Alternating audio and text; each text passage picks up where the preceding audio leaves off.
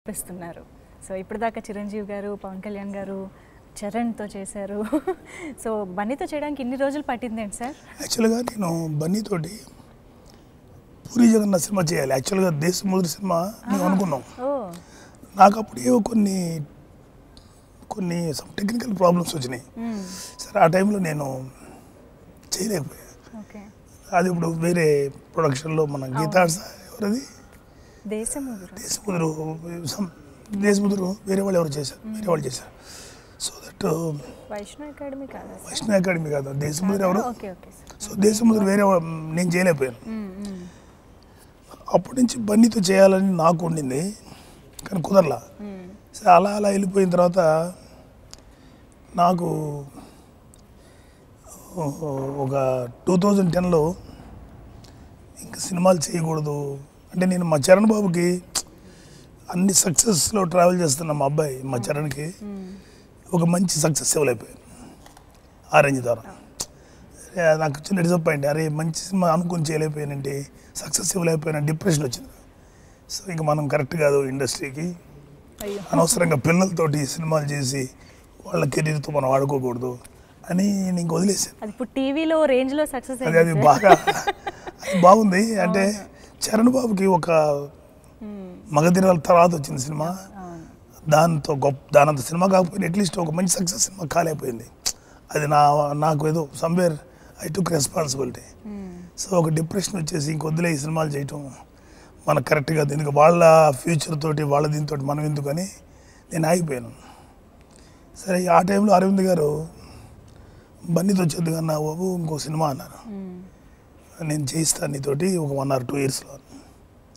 తర్వాత నేను ఇంకా అసలు సినిమా మేకింగ్ వైపు నుంచి దృష్టి మరలి చేసుకున్నాను. నేను ఇంకా యాక్టింగు లేకపోతే జబర్దస్త్, అడపదడప సినిమా యాక్టింగు, లేకపోతే టీవీ షోస్ ఇవి చేస్తూ ఉన్నాను. చేస్తుంటే మరి తర్వాత నేను ఇప్పుడు అరవింద్ గారిని అడగల, ఆయనే నాకు చేద్దుగా నేను మాట ఇచ్చారు, కానీ నేను ఎప్పుడు ఆయన్ని మళ్ళీ ఏంటి సార్ ఇప్పుడు చేద్దాం, ఎందుకంటే ఆయన ఒక పెద్ద మనిషిలాగా మాట ఇచ్చారేమో కాప ఇచ్చారు, కానీ ఊరికే ఎప్పుడు చేస్తారని అడగటం నాకు ఎందుకు, నాకు మొహమాటం. సరే నేను క్వైట్ అయిపోయాను. ఒకరోజు అదే ఒక 3 years బ్యాక్ బన్నీ బాబాయ్ మనం చేయాలి, ఒక సినిమా ఒకటి చేద్దాం, అలాగే నన్ను చేద్దాం ఓకే అన్న. ఎందుకంటే అయినా నేను గమ్ముగా అయిపోయా, నేను మళ్ళీ పర్సూ అన్నాను, నేనే పర్సూ చేయను.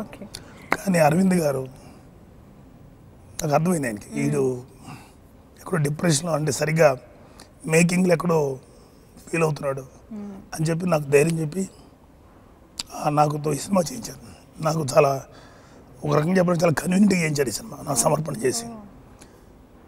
నాకు నిన్న కూడా మీటింగ్లో చెప్పాను మన ఫంక్షన్లో, ఇప్పుడు ఒక సినిమా మనం చేయటం పాసిబిలిటీస్ చాలా ఉంటాయి, కానీ నాకు లోపల ఒక నమ్మకం పోయింది, యాజ్ ఎ ఫిల్మ్ మేకర్గా మనం చేయలేము ఇంక సినిమాలు అని.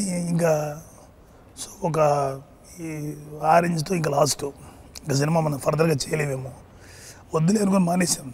అలాంటిది నువ్వు చేయాలని చెప్పి నాతోటి ఒక సినిమా చేయించినందుకు నిజంగా ఆయన ఒక నమ్మకాన్ని క్రియేట్ చేశారు. అదర్ దెన్ ఆయన నాకు ఇచ్చిన సినిమా మేకింగ్లో నాకు ఇచ్చిన గౌరవం ఎన్నిటితో పాటు మళ్ళీ ఫ్యూచర్లో సినిమాలు చేయొచ్చు నేను కూడా అనేది. అది అంటే ఆయన ఊరికే కబుర్లు చెప్పి గంటలు ఉపన్యాసాలు ఇచ్చే మనిషి కాదు, జస్ట్ ఏదైనా ఉంటే చేతలు చేసి చూపిస్తాడు. సో ఆయన అట్లాగా